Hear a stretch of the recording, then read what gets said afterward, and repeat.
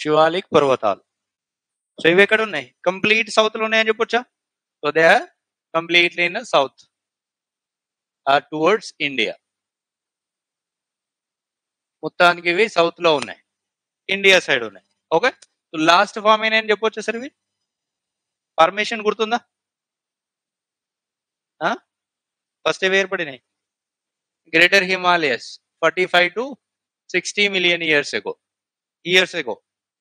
Some 25 to 40 million years ago, Middle Himalayas. Somewhere around 2 to 15 million years ago, Shivalik ranges. అంటే ఇవన్నిట్లో compare చేసినప్పుడు these are recent upliftment అని చెప్పొచ్చా? So ఇవేమైనా sir recent గా ఏమన్నా వీటిని ఏర్పడినాయి. అర్థమైందా? ఈ రోజు నుంచి 60 మిలియన్ సంవత్సరాల కంటే ముందు గ్రేటర్ హిమాలయస్ ఏర్పడినాయి. ఈ రోజు నుంచి 40 మిలియన్ సంవత్సరాల కంటే ముందు మిడిల్ హిమాలయస్ ఏర్పడినాయి. ఇప్పటి నుంచి సార్ 2 నుంచి 15 మిలియన్ ఇయర్స్ కంటే ముందు శివాలిక్స్ ఏర్పడినాయి. మీకు అర్థం అవ్వడం కోసం సార్, ఈ గ్రేటర్ హిమాలయస్ అనేది 60 సంవత్సరాల కంటే ముందు ఏర్పడినాయి అనుకోండి. యాక్చువల్గా సార్ మిలియన్ ఇయర్స్, మీకు అర్థం అవ్వడం కోసం తీసుకోండి. ఇవి 60 సంవత్సరాల కంటే ముందు ఏర్పడినాయి. ఇవి 40 సంవత్సరాల కంటే ముందు ఏర్పడినాయి అనుకోండి. ఇవి 20 సంవత్సరాల కంటే ముందు ఏర్పడినాయి అనుకోండి. ఫస్ట్ ఇవి ఏర్పడినట్టు ఇవి కదా. ఓకే, సో రీసెంట్ గా ఏర్పడినట్టు ఇవి ఏర్పడినాయి. సో ఇప్పుడు మనం ఏం చేసినాం సార్? ఇక్కడ మిలియన్ ఇయర్స్ యాడ్ చేసినాం. Any difference? No, same. So ఇవి ఏమైనా సార్ రీసెంట్ అప్లిఫ్ట్మెంట్. ఈ రీసెంట్ గా ఏమైనా ఏర్పడినాయి. సో ఇప్పుడు రీసెంట్ గా ఏర్పడినాయి కాబట్టి వీటి హైట్ ఎక్కువ ఉంటుందా తక్కువ ఉంటుందా? తక్కువ ఉంటుంది. ఎందుకు సార్? వీటి ఫార్మేషన్ అనేది కంప్లీట్ అవ్వలే. ఇప్పుడు ఏమైనా ఇవి అప్లిఫ్ట్ అవుతున్నాయి. సో వీటి ఫార్మేషన్ కంప్లీట్ అవ్వలే కాబట్టి వీటి హైట్ ఏమైనా సార్ జనరల్ గా తక్కువ ఉంటుంది. Average elevation 1000 to 1500 meters. Average elevation 1000 to 1500 meters. Okay, so ఇప్పుడు చూడండి సార్, ఇది సార్ యురేషియన్ ప్లేట్ అనుకోండి. యురేషియన్ ప్లేట్ పైన మిడిల్ హిమాలయస్, గ్రేటర్ హిమాలయస్ ఏర్పడినాయి. సో ఇది సార్ ఇండియన్ ప్లేట్ అనుకోండి. ఈ యురేషియన్ ప్లేట్ కి ఇండియన్ ప్లేట్ కి మధ్యలో ముందు ఏముండే సార్? టెథీసీ ఉందా? ఇవి రెండు దగ్గరకు వస్తూ ఉంటే టెథీసీ అనేది కంప్రెస్ అవుతూ ఉంటుందా? సో ఇప్పుడు దీంట్లో ఉన్న వాటర్ అనేది సరే ఈ ప్లేస్ లోకి వస్తాయా? టెథీస్ సముద్రంలో ఉన్న వాటర్ అనేది ఈ ప్లేస్ లోకి వస్తాయా? ఇది సార్ యురేషియన్ ప్లేట్, ఇది ఇండియన్ ప్లేట్. వీళ్ళిద్దరికి మధ్యలో ఎవరు ఉన్నారు? టెథీస్ సముద్రం ఉంది.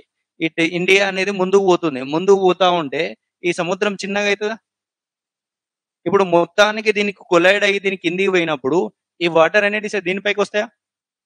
సో ఇండియా పైకి వచ్చినప్పుడు ఈ ఏరియా మొత్తంలో ఏమైతే సార్ సముద్రంలో ఉండే మట్టి ఏర్పడుతుందా, బురద ఏర్పడుతుందా? సో ఈ బురద ఏమైంది సార్ ఇప్పుడు హిమాలయాల లెక్క ఏర్పడింది. అర్థమైందా? ఇక్కడ ఉన్న బురద మొత్తం ఏమైంది? శివాలిక్ పర్వతాలు అయినాయి. చూడండి ఇక్కడ, these mountains are uplifted portion of Tethys Sea sediments. So ఇదేంటి సార్? ఇది టెథీస్ సముద్రం యొక్క అవక్షేపాల వలన ఏర్పడింది. ఇప్పుడు సార్ టెథీస్ సీ సముద్రం యొక్క అవక్షేపాల పైన ఏర్పడింది కాబట్టి ఇప్పుడు టెథీస్ సముద్రంలో ఉండే ఎనిమల్స్ అనేటి సార్, ఎనిమల్స్ యొక్క ఫాజిల్స్ ఈ మౌంటైన్ లో ఉంటాయని చెప్పొచ్చా? సో రాయండి, these mountains contains the fossils. It contains the fossils of aquatic animals. Aquatic animals are marine life. సముద్రంలో ఉండే జంతువుల యొక్క అవశేషాలు ఉన్నాయి ఇలా. So this mountain consist of fossils of marine life. Okay, అర్థమవుతుంది కదా? రైట్. సో ఇప్పుడు సార్ ఇక్కడ మనకి గ్రేటర్ హిమాలయస్ ఉన్నాయి, తర్వాత మిడిల్ హిమాలయస్ ఉన్నాయి, తర్వాత శివాలిక్ రేంజెస్ ఉన్నాయి. Clear? Greater Himalayas are continuous ranges and they covered with ice throughout the year. So ఇప్పుడు ఇవి మెల్ట్ అయినప్పుడు ఏమైంది సార్? ఇక్కడ నుంచి వాటర్ వస్తూ ఉంటుందా? సో అంటే ఇవి రివర్ ఫామ్ అయిందా? ఇప్పుడు ఈ రివర్ ఇక్కడికి వచ్చిన తర్వాత ఈ మిడిల్ హిమాలయస్ వీటిని ఆపుతాయా సార్? ఆపుతాయా? ఆపాయా? ఇవి సార్ ఆపవు. ఎందుకు? బ్రేక్ అయి ఉన్నాయి కాబట్టి. ఇప్పుడు సార్ ఇవి ఏమైనాయి? ఈ ప్లేస్‌లోకి వచ్చినాయి. ఈ ప్లేస్‌లోకి వచ్చిన తర్వాత శివాలిక్ రేంజెస్ ఈ రివర్స్‌ని ఆపుతాయా? ఆపవా? ఇది సార్ గ్రేటర్ హిమాలయస్. ఇది సార్ మిడిల్ హిమాలయస్. ఇది Shivalik ranges. Clear? These two are continuous. Middle one is discontinuous. For example, sir, from here one river is originated. So it flowing something like this. Now this river obstructed by middle Himalayas. So now this river flows something like this. ముందుకు వస్తుందా? ఇప్పుడు ఈ gap లో నుంచి సరే ఇటు వస్తుందా? ఇక్కడికి వచ్చిన తర్వాత ఈ రివర్ ఇటు పోయినా ఎక్కడ పోయినా మౌంటైన్ ఉందా? అప్పుడు ఇది ఏం చేస్తుంది సార్? ఈ రివర్ దీన్ని కట్ చేసుకొని బయటకు వస్తా. అర్థమైందా? అంత హైట్ ఎట్లా కట్ చేస్తే అంటే సరే ఒక రోజు ఏర్పడలే, కొన్ని మిలియన్ సంవత్సరాల నుంచి ఇవి ఏమైనాయి సార్? 1000 మీటర్స్ పెరిగినాయి. అర్థమైందా? 20 మిలియన్ సంవత్సరాలలో 1000 మీటర్స్ పెరిగినాయి. అంటే ఒక రోజుకి ఎంత పెరిగి ఉంటాయి అవి? ఒక సంవత్సరానికి మనం సార్ యావరేజ్ గా తీసుకుంటే 1 ఇయర్ లో సార్ ఇవి 1 మిల్లీమీటర్ పెరిగి ఉంటాయి. ఇప్పుడు రివర్ అనేది కంటిన్యూస్ గా ఫ్లో అవుతుంది. ఇప్పుడు 1 మిల్లీమీటర్ హైట్ అనేది సార్ రివర్ ఆపగలుగుతుందా? ఆపగలుగుతుందా? ఆపలేదు. ఇప్పుడు అది ఏం చేసింది సార్? కట్ చేసుకుని వచ్చేసింది. ఇట్ సైడ్ 1 మిల్లీమీటర్ పెరుగుతుంది, మధ్యలో పెరగదు. మళ్ళీ నెక్స్ట్ ఇయర్ వచ్చేసరికి ఇట్ సైడ్ 2 మిల్లీమీటర్స్ అయింది, మధ్యలో అట్లనే ఉంటది. థర్డ్ ఇయర్ 3 మిల్లీమీటర్స్, మధ్యలో ఇక్కడ ఏమైంది సార్? మనకి ఒక వ్యాలీ ఫామ్ అవుతుందా? అర్థమైందా? సో ఇప్పుడు ఇక్కడ ఒక వ్యాలీ ఫామ్ అవుతుంది, ఇక్కడ నుంచి సార్ రివర్ పోతుంది. క్లియర్? ఇప్పుడు సార్ మనం ఫస్ట్ క్లాస్ లో చెప్పినాం Himalayas are zone of active seismicity. ఇక్కడ ఏమైంది సార్? మనకి రెగ్యులర్ గా భూకంపాలు వస్తాయి. సో భూకంపాలు వచ్చినప్పుడు ఇక్కడ సార్ ల్యాండ్ స్లైడ్ అయ్యే అవకాశం ఉందా? ఓకే, ల్యాండ్ స్లైడ్ అయినప్పుడు సార్ ఈ మట్టి ఎంత వచ్చి ఇందులో పడుతుంది? ఈ లోయలో.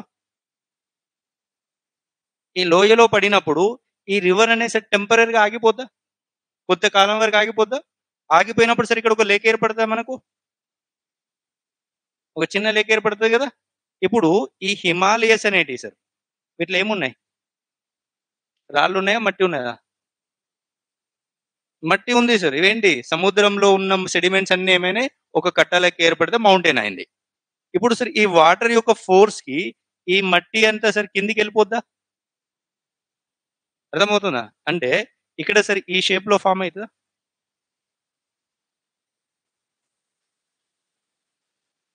ఓకే, సో ఈ వ్యాలీస్ ని మనం ఏమంటాం సార్? డూన్స్ అండ్ డ్వార్స్ అని పిలుస్తాం. అర్థమైందా? ఇట్లా ఏర్పడిన వాటిని వీటిని సార్ సింపుల్ గా మనం ప్లెయిన్ అని చెప్పొచ్చు వీటిని. సో ఈ ప్లెయిన్స్ ని డూన్స్ అండ్ డ్వార్స్ అని పిలుస్తాం. సో ఈ శివాలిక్ రేంజెస్ లో సార్ ఫేమస్ ఏంటిది? డూన్స్ అండ్ డ్వార్స్. చూడండి, in Shivalik ranges the longitudinal valleys are known as dunes in the west and dwars in the east. So Himalaya పర్వతాలలో ఉండే సార్ శివాలిక్ పర్వతాలలో ఉండే అనుదైర్ఘ్య